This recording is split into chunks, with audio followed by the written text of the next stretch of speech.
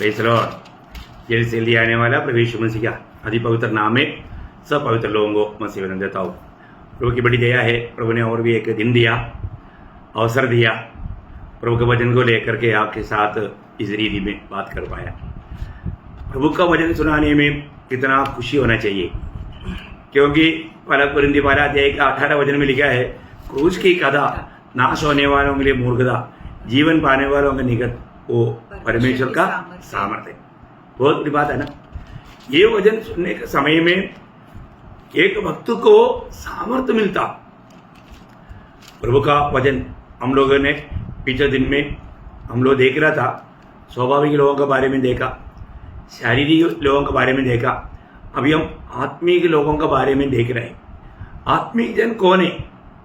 आत्मिक जन का पहला खूबी मैंने पिछले क्लास में आपको बताया। आत्मिक जन जरूर प्रभु का वचन को ज़्यादा चाहने वाला रहेगा, उस वचन पढ़ने वाला रहेगा, वो वचन ध्यान करने वाला रहेगा।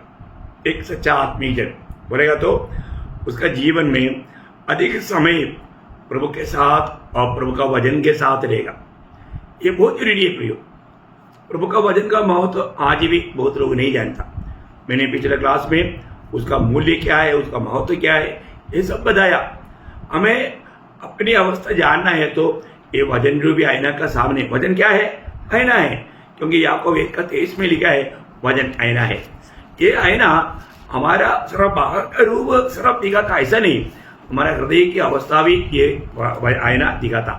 इसका मतलब वचन रूपी आईना के सामने हमें रोज खड़ा होना और अपनी अवस्था को जानना कितना जरूरी बात है। इस वचन के साथ हमारा इतना गहरा नाता होना चाहिए। ये वचन हमको कहने वाला हर एक बात, वो पवित्र आत्मा का दान मिला हुआ व्यक्ति आत्मा की द्वारा चलाया जाता है, तो वो आत्मा जब भी हमें चलाएगा वो वचन के अनुसार चलाएगा, वचन से बाहर नहीं ले जाएगा।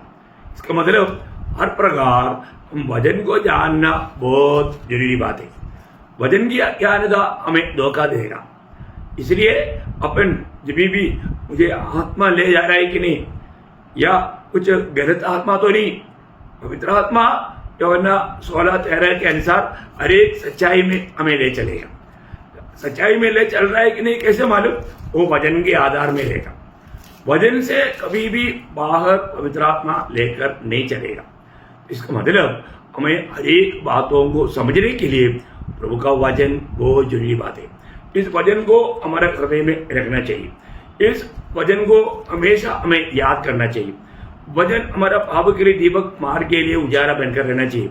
आत्मिक जन का सबसे पहला एक चिन्ह वो वचन को अधिक चाहेगा। वो जहां पर भी जाएगा वो वचन सुनने का जगह में जाएगा या सुनाने के लिए जाएगा, वचन के संपर्क में रहेगा। वो बहुत बड़ी बात है ना। एक सच्चा आत्मिक जन इसलिए संगति को कभी नहीं छोड़ेगा। संगति में ही प्रभु का आलोचना हमें मिलता, इसलिए वो संगति का महत्व को जानता है। कितने लोग प्रभु में आने के बाद में संगतियों को लापरवाही करता। प्रियो, ऐसा कई लोगों की रीति करके हम लोग इब्रानियों 10 अध्याय का 24 वचन में पढ़ता है। मैं एक बात आपको बताऊं, आपका जीवन में ऐसा रीति है क्या? आप संगति से लापरवाही करता है क्या? कुछ ना कुछ लोग बहाना बोल देता। सच में बहाना है प्रियो।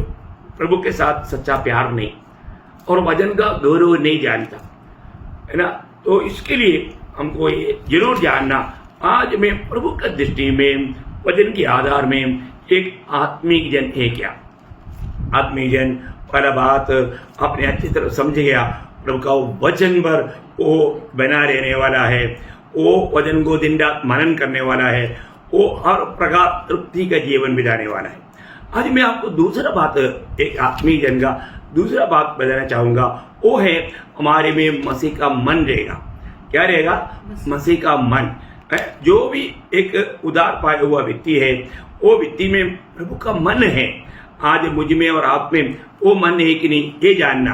पहला कुरिन्थी 2 अध्याय उसका 16 वचन का भी पाठ। परंतु हमें तो मसीह का मन है। हाँ, देखा, परंतु हमारे में जो मसीह का मन है क्या? यीशु मसीह का मन कैसा है, ये बात को हमें जानना। यीशु मसीह के मन हमारे में होना, प्रियो, अगर ऐसा मन ना रखते हुए जीवन बिताना हमारे लिए सबसे बड़ा धोखा है।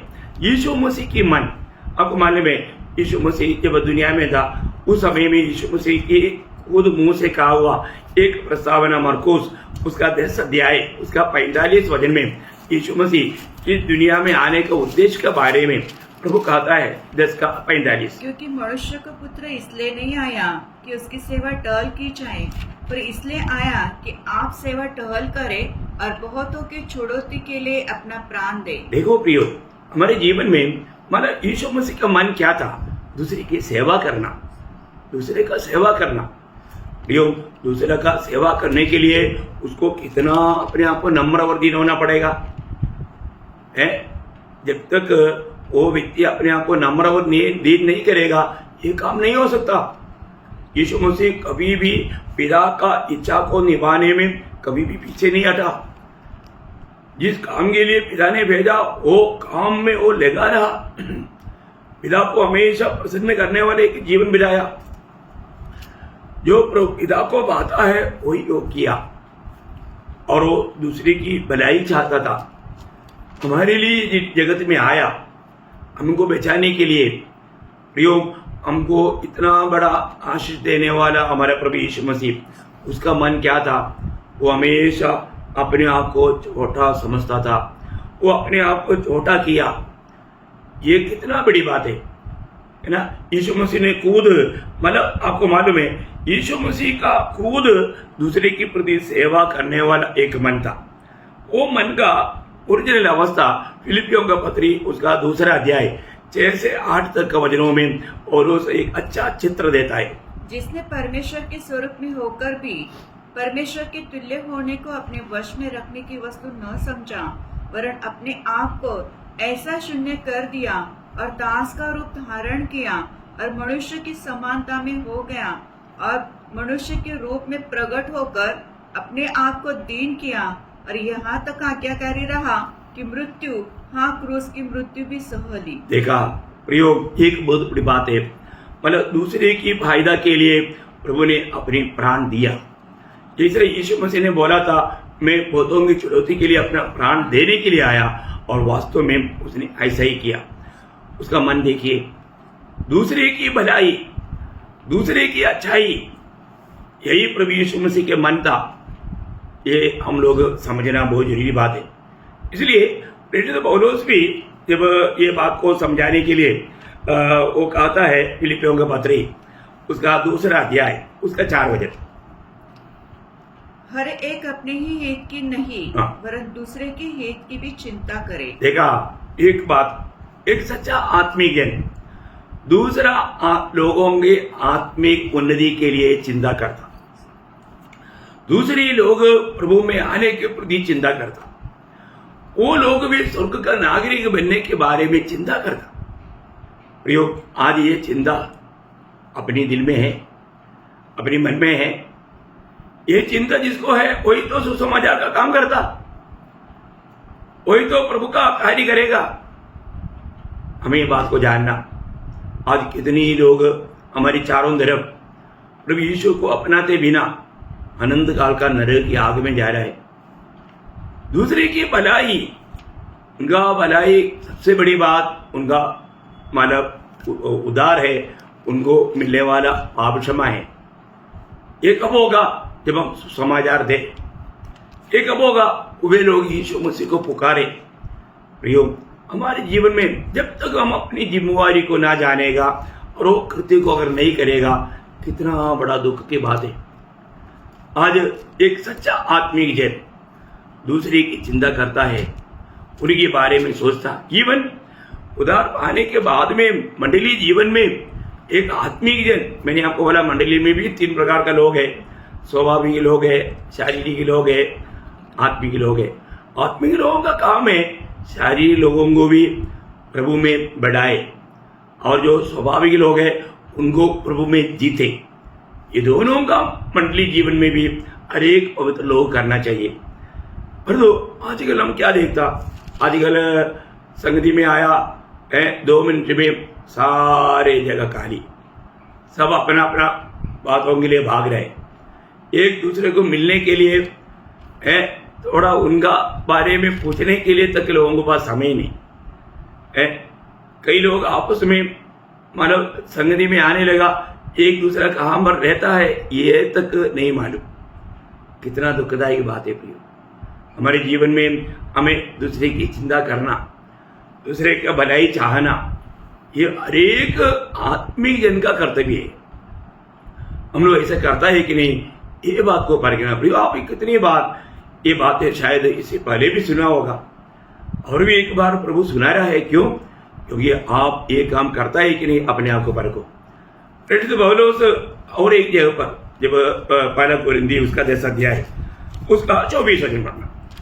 कोई अपनी ही भलाई को नहीं परंतु दूसरों की भलाई को ढूंढे। देखा, सिर्फ अपनी ही भलाई को नहीं, दूसरे की भलाई। प्रियो है ना, बहुत दुनिया के लोग दूसरे की भलाई नहीं चाहता, सिर्फ अपना ही भलाई चाहता। वैसे स्वार्थी हो गया आजकल विश्वासी लोग भी। प्रियो, एक सच्चा आत्मिक जन दूसरी लोगों का भलाई चाहता है ना, उनको जरूर प्रभु में सिद्धता को बढ़ाने के लिए वो प्रयास करता।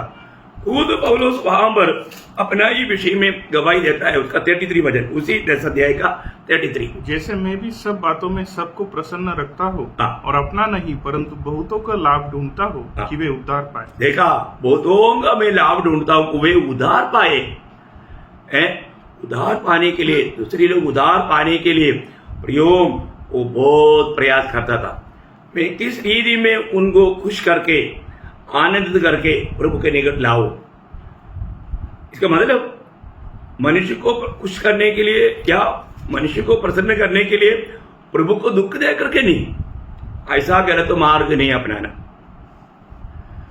हम मनुष्य को खुश करता है तो उसी समय में परमेश्वर भी खुश होना चाहिए, पिता भी खुश होना चाहिए, यीशु मसीह भी आनंदित होना चाहिए। ये नहीं प्रभु को दुख दे करके सिर्फ मनुष्य को खुश करो, ऐसा काम करने वाला भी प्रभु का सेवा नहीं करता। ये बात में भी सावधान रहना। ये शब्द पढ़ने के टाइम पर कभी कभी लोग ऐसा गलत समझ सकता। और एक बार उस बार शब्द को पढ़ेंगे, उसका 10 का 33। जैसे मैं भी सब बातों में सबको प्रसन्न रखता हूँ। देखा, मैं भी क्या करता, सब बातों में सबको प्रसन्न करता हूँ। इसका मतलब बोलने का अर्थ उसको गलत रीति में नहीं लेना। मनुष्य को कैसे भी प्रसन्न करके उनको मैं माने जीतने का ही काम करता हूँ, ऐसे नहीं पियो है, उतना ही नहीं। आगे, और अपना नहीं हाँ। परंतु बहुतों का लाभ ढूंढता हूँ हाँ। कि वे उद्धार पाए। अपना खुद का भी नहीं, बहुतों का उद्धार के लिए काम कर रहा है, उद्धार पाने का मार्ग। क्योंकि ये प्रभु की इच्छा है, सब लोग उद्धार पाना चाहिए, प्रभु की इच्छा है। उस काम के लिए वो अपने आप को इतना शून्य करने के लिए तैयार है। कोई भी प्रकार का दुख वेदना अपने प्राण को भी अप्रिय जान करके यीशु मसीह ने हमारे लिए प्राण दिया, उस सूली का दुख तक उड़ाया। तो पौलुस भी जब प्रेरितों का 20 अध्याय का 24 वचन में इस बात का गवाही वो देता है, प्रभु ने उनको जातियों के लिए चुना और उनको जीतने के लिए सुसमाचार के प्रति उन्होंने अपने प्राण को भी अप्रिय जाना। पढ़ना उसको। परंतु मैं अपने प्राण को कुछ नहीं समझता कि उसे प्रिय जानूं, वरन यह कि मैं अपनी दौड़ को और उस सेवा को पूरी करूं जो मैंने परमेश्वर के अनुग्रह के सुसमाचार पर गवाही देने के लिए प्रभु यीशु मसीह में पाई है। देखो कितना सुंदर बात है? अपनी प्राण को भी अप्रिय जानकर सुसमाचार सुनाने वालों को कभी भी प्रतिकूल आकर के उनका प्राण का खतरा है प्रियो। ये कोई मंजिल पर प्रचार करने वाला बात नहीं, घर घर जाकर के, सड़कों में खड़ा होकर के लोगों को जाकर के सुसमाचार सुनाने वाला बात है। तो सबसे बड़ी बात क्या है कि एक सच्चा प्रभु का दास, एक आत्मिक जन दूसरे को किसी प्रकार, हाँ जरूर एक आत्मिक जन का ये भी एक भाग रहता है मंडली के जीवन को, लोगों को भी मसीह में सिद्ध करना, वो उसका एक भाग है ना। जब कोलोसियों के पत्री में और उसका पहला अध्याय का 28-29 वचन में वो कहता है, जिसका प्रचार करके हम हर एक मनुष्य को चेतावनी देते हैं और सारे ज्ञान से हर एक मनुष्य को सिखाते हैं कि हर एक व्यक्ति को मसीह में सिद्ध करके उपस्थित करे। इसके लिए मैं उसकी उस शक्ति के अनुसार जो मुझे सामर्थ के साथ प्रभाव डालती है तन मन लगाकर परिश्रम भी करता हूँ। देखा, एक आत्मीय जन ऐसे विषय में तन मन लगा करके परिश्रम करेगा, तन मन लगा करके परिश्रम करेगा। प्रियो, ये बहुत बड़ी बात है। किस लिए? दूसरे लोग जो प्रभु ने मुझे दिया, मुझे भाई बहन होकर के दिया, उनको सबको मसीह में सिद्ध करके उपस्थित करे। उस दिन प्रभु के न्यायासन के सामने उस पर दोष ना लगाए जाए, वे लोग भी भले और विश्वास योग्य करके प्रभु से पुकार सुन पाए। उस प्रकार उन्हें सिद्धता कर बढ़ाना एक सच्चा आत्मिक जन का कर्तव्य है। प्रियो, उसके लिए वो प्रभु ने दिया हुआ सामर्थ के अनुसार वो पूरा दिल से वो काम करेगा। वही काम हमारा भी होना चाहिए। प्रभु हमारे भी जीवन में वही बात चाहता है। प्रियो, लेकिन हम देखते हैं कि आज भी जैसा प्रभु यीशु मसीह के दिनों में उन 6 लोगों में कुछ स्वभाव था। उनका लक्ष्य क्या था?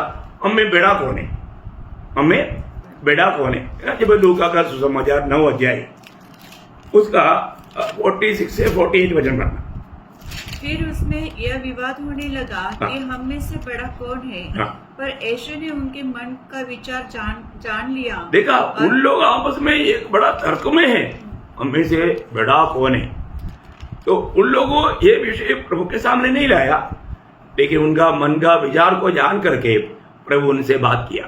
और एक बालक को लेकर अपने पास खड़ा किया और उसे कहा, जो कोई मेरे नाम से इस बालक को ग्रहण करता है वो मुझे ग्रहण करता है, और जो कोई मुझे ग्रहण करता है वह मेरे भेजने वाले को ग्रहण करता है।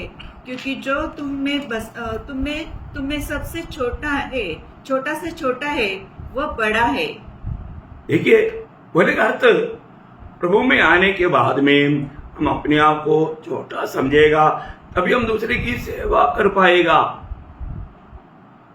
बेड़ा है तो फिर बेड़े को सेवा करने की जरूरत नहीं है ना, है? बेड़े को सेवा करने की जरूरत नहीं। अभी 6 लोगों को प्रभु ने एक बार समझाया, लेकिन तभी भी उन्होंने नहीं समझा। बाद में भी उनके बीच में यही तर्क हुआ। वो बात उसी लूका 22 अध्याय उसका 24 से 27 वचन पढ़ना। उनमें यह वाद विवाद भी हुआ कि उनमें से कौन बड़ा समझा जाता है। उसने उनसे कहा, अन्य जातियों के राजा उन पर प्रभुता करते हैं, और जो उन पर अधिकार रखते हैं वे उपकारक कहलाते हैं। परंतु तुम ऐसे न होना, वरन जो तुम में बड़ा है वह छोटे के समान, और जो प्रधान है वह सेवक के समान बने। क्योंकि बड़ा कौन है, वह जो भोजन पर बैठा है या वह जो सेवा करता है? क्या वह नहीं जो भोजन पर बैठा है? परंतु मैं तुम्हारे बीच में सेवक के समान हूँ। देखा, यीशु मसीह अपने जीवन को उनको दृष्टांत में लेकर के प्रयोग करता है। हाँ, देखिए, प्रभु यीशु मसीह की उस मनोभावना, यीशु मसीह की मन कैसे था प्रियो? वो अपने आप को सबसे छोटा करके दूसरी की सेवा किया। आप देखिए, और जो 6 लोग होंगे आपस में उनका चिंता, उसकी भावना क्या था? है, हम में से कौन बड़ा है? मैं बड़ा बनूं करके आपस में बड़ा वाद विवाद है। अरे को कहने के लिए बहुत कुछ है, लेकिन मैं एक बात आपको बताना चाहता हूँ। आज दुनिया में संगठनाओं के बीच में यही बात नहीं चल रहा है प्रियो?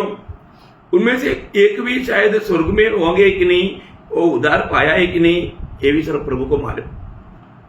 तो सबसे बड़ी बात है, प्रभु यीशु मसीह हमें जो दिया हुआ, यीशु मसीह ने, और एक बार आपको मालूम है, सबका पाप धोया न। यौहन्ना का सुसमाचार उसका 13 अध्याय में न, उसका 13-14 वचन में प्रभु उनको कहने वाले एक शब्द आप थोड़ा ध्यान से सुनिए।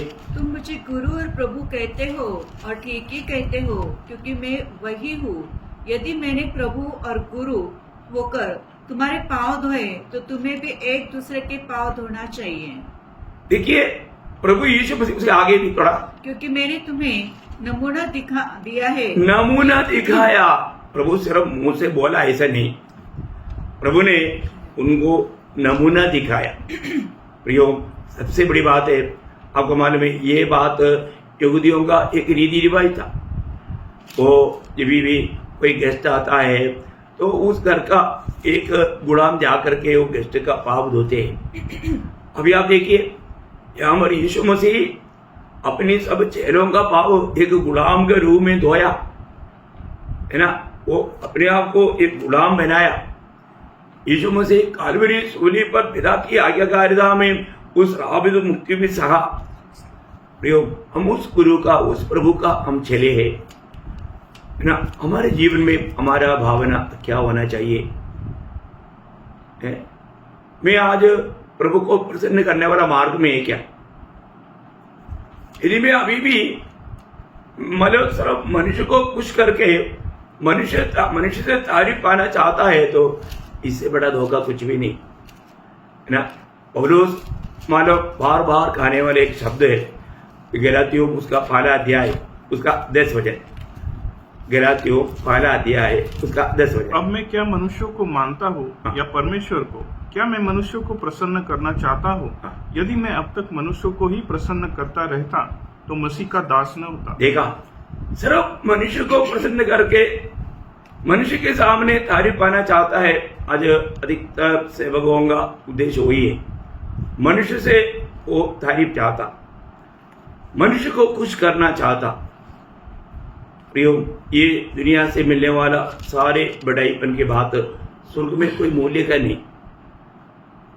क्योंकि यीशु मसीह ने खुद लूका 16:15 की बी पाठ में बोला, जो मनुष्य के सामने श्रेष्ठ है वो परमेश्वर की दृष्टि में घृणित है।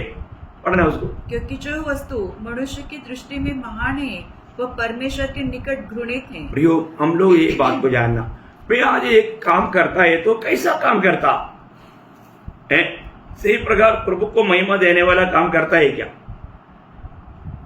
एक सच्चा प्रभु का भक्त हर काम प्रभु को प्रसन्न करके करेगा। प्रभु ने बताया वो मार्ग में करेगा। कोई बात कोलोसियों को लिखने के टाइम पर, कोलोसियों का पत्र 3 अध्याय उसका 22 से 24 वचन में, हे सेवकों, जो शरीर के अनुसार तुम्हारे स्वामी हैं, सब बातों में उनकी आज्ञा का पालन करो, मनुष्य को प्रसन्न करने वालों के समान दिखाने के लिए नहीं। देखा, मनुष्य को प्रसन्न करने वाला क्या करता? दिखावा करता, डोगी बना, सिर्फ एक अभिनय है। प्रियो, आज भी कितनी लोगों का भक्ति ऐसा है, बहुत दिखावा करके प्रियो उनका मन गवाही देता है। यीशु मसीह ने हमें दिया हुआ वो आदर्श लोगों को नहीं।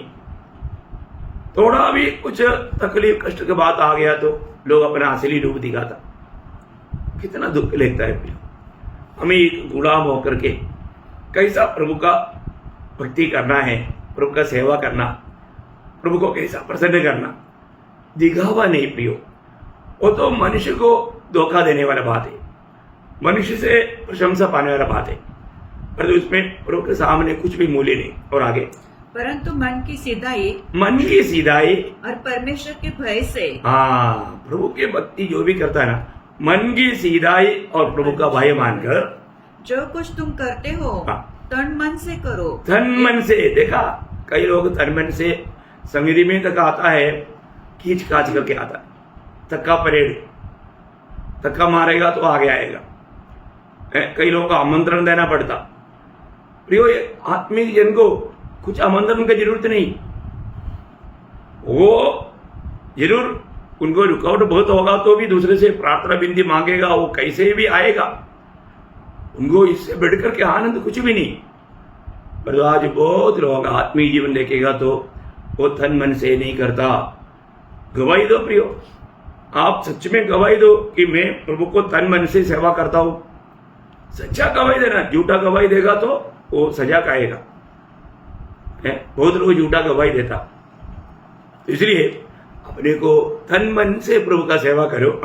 ये समझकर कि मनुष्य के लिए नहीं परंतु प्रभु के लिए करते हो। हाँ प्रियो, प्रभु के लिए जो सेवा करता है ना, तन मन से करना, बड़ी उत्साह से करना, और उसमें कोई कपड़ता नहीं, कोई कुड़कुड़ाहट नहीं, है ना।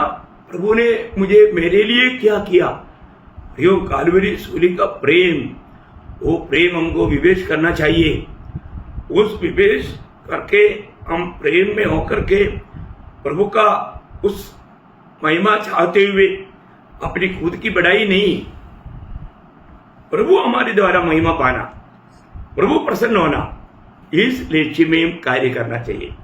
वही बात जब हम पहला थिस्सलुनीकियों 2 अध्याय उसका 4 वचन में थिस्सलुनीकियों मंडली को भी पौलुस लिखते हैं, पर जैसा परमेश्वर ने हमें योग्य ठहराकर सुसमाचार सौंपा, ये वैसे ही वर्णन करते हैं, और इसमें मनुष्य को नहीं परंतु परमेश्वर को जो हमारे मनों को जांचता है प्रसन्न करते हैं। जो हम सेवा करता है, सुसमाचार की सेवा हो, प्रचार की सेवा हो, मतलब जो भी कार्य करता है वो हमारा मन जांचने वाला प्रभु को प्रसन्न करके करना। प्रभु आज मेरी कामों में प्रसन्न है कि नहीं, ये बात को जानना। अगर ऐसा नहीं है तो प्रियो अनंतता में हमें कुछ भी फायदा नहीं। हर बात में मेरा प्रभु मुझ में प्रसन्न है कि नहीं, ये बात को जानना। जब ये हर मंडली को, अधिकतर मंडलियों को लिखने के टाइम पर पौलुस देता है चेतावनी ना। एफेसुस मंडली को भी प्रभु का दास ने क्या बोला, एफेसुस 6 अध्याय का 6-7 वचन, मनुष्यों को प्रसन्न करने वालों के समान दिखाने के लिए सेवा न करो, पर मसीह के दासों के समान मन से परमेश्वर की इच्छा पर चलो, और उस सेवा को मनुष्यों की नहीं, उस सेवा को मनुष्य की नहीं, परंतु प्रभु की जानकर सच्चे हृदय प्रभु की जानकर सच्चे हृदय से करो। सच्चे हृदय से करो। देखा है प्रियो, कितना सुंदर सुंदर बात है, कितना सुंदर सुंदर वचन है। आज मैं किस रीति में प्रभु का काम करते हैं, प्रभु का भक्ति किस रीति में करता है ना। कई लोग सिर्फ मंडली में जाता आता, सुनता, उधरी छोड़ देता, अपने जीवन में कुछ भी नहीं लेता और जीवन बदलता नहीं और प्रभु का महिमा बिल्कुल नहीं करता। कितना दुखदायी बात है प्रियो। मंडली जीवन में आपका जिम्मेवारी है प्रियो। यदि आपने वो जिम्मेवारी नहीं जाना, वो जिम्मेवारी नहीं लिया, कितनी बार मंडली में अपनी जिम्मेवारियों को समझाया गया, लेकिन कितने लोग उस बात को करता है। लोग बात करने के लिए तैयार नहीं, वो मानने के लिए तैयार नहीं। प्रियो, हृदयपूर्वक सच्चा दिल से प्रभु का महिमा मेरे जीवन से होना चाहिए, चाहत रहते हुए करना प्रियो, करना। इवन हम कुछ करता है तो हम कभी भी घमंडी नहीं होना प्रियो। एक सच्चा प्रभु का दास, एक आत्मिक जन ऐसा नहीं बन सकता। यीशु मसीह सिखाने वाला शब्द में लूका का सुसमाचार 17 अध्याय है, उसका 10 वचन में वो कहता है, इसी रीति से तुम भी जब उन सब कामों को कर चुको जिसकी आज्ञा तुम्हें दी गई थी, तो कहो हम निकम्मे दास है, जो हमने करना चाहिए था हमने केवल वही किया है। देखा प्रियो, हमें ये बात को जानना, हमने जो करना चाहिए था वही किया है। क्या आज अपने जीवन में हम जो करना चाहिए वही किया?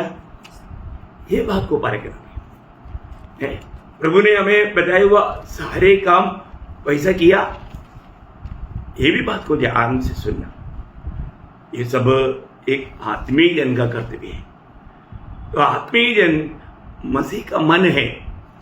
आज मुझ में वो मन है कि नहीं, ये बात को परखो। यीशु मसीह का वही मन था पौलुस में, यीशु मसीह का वही मन था स्तेफानोस में। प्रियो, प्रभु चाहता है कि हम सब में वचन गाता है, हम में मसीह का मन है। क्या हम में मसीह का मन है? हम हर एक काम प्रभु को प्रसन्न करके प्रभु का महिमा के लिए करता है? जरूर परखना प्रियो। एक सच्चा आत्मिक जन का चिन्ह है, हम में मसीह का मन है। मैं आज यहाँ पर रुकना चाहूँगा। हर एक पवित्र लोगों को मैं ये प्रोत्साहन करना चाहूँगा, जरूर आपके वचन के द्वारा प्रभु की सेवा में इस मन से करता है। मुझे में मसीह के मन है कि नहीं?